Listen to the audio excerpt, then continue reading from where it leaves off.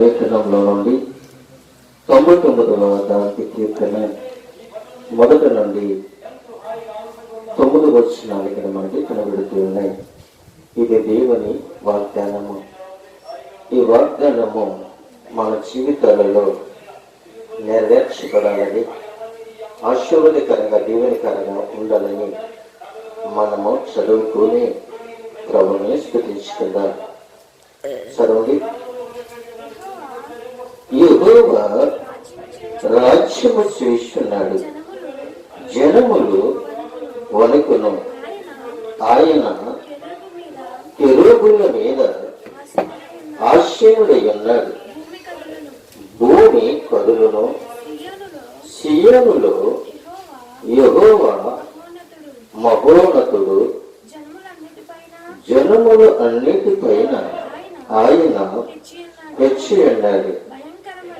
భయంకరమైన నీ గొప్ప నామమును వారు స్తుతించెదరు. యెహోవా పరిశుద్ధుడు. యథార్థతను బట్టి నీవు న్యాయమును ప్రేమించు రాజ్యమును స్థిరపరిచి ఉన్నాడు. యాకోబు సంతతి మధ్య నీవు నీతి న్యాయములను జరిగించి ఉన్నాడు. మన దేవుడైన యెహోవాను ఘనపరుషుడి. ఆయన పాదపీఠము ఎదుట సాగిలపడుడి. ఆయన పరిశుద్ధుడు. ఆయన యాజకులలో మోషే అహరోనులుండిరి. ఆయన నామమును బట్టి ప్రార్థన చెయ్యవారిలో సమూయేలు ఉండెను.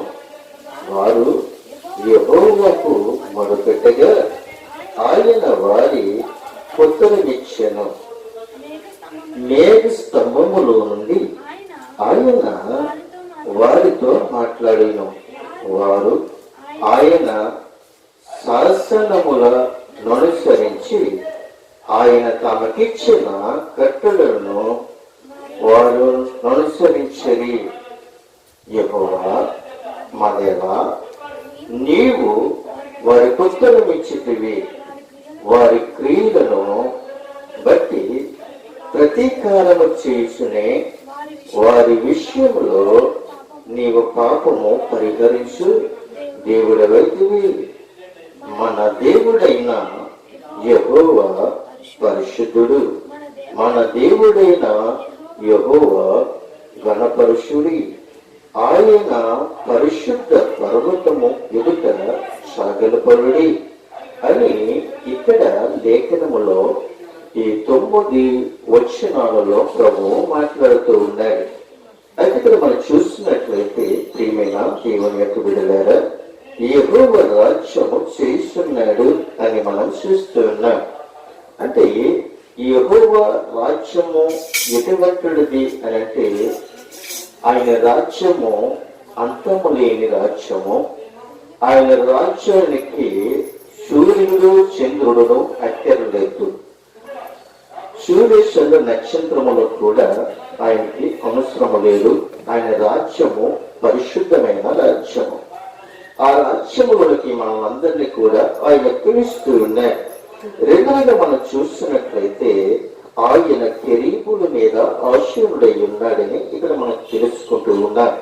కెరూబులు అనగా మనం చూస్తున్నట్లయితే కెరూబులు అనగా దేవదూతులు.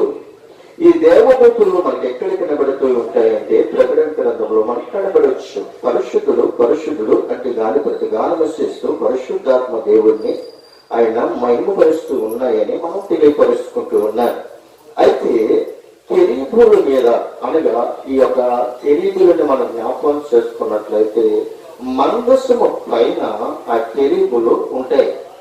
మందసము పైన కెరూబులు ఉంటాయి. మందసానికి దగ్గరగా 2 మోతకర్రలు ఉంటాయి. ఆ మోతకర్రలకి మళ్ళీ ఆ మందసానికి 4 రింగులు ఉంటాయి. ఇలాగా ఆ మందసము లోపల 10 ఆజ్ఞల గల పలకలు ఉంటాయి. ప్రియమైన దేవుని యొక్క బిడ్డలారా, ఈ సబ్జెక్ట్ అంతా కూడా మనం చెప్పుకుంటే చాలా సబ్జెక్టుగా మనకి తెలుస్తుంది. అయితే కెరూబుల మీద ఆశీనుడై ఉన్నాడు.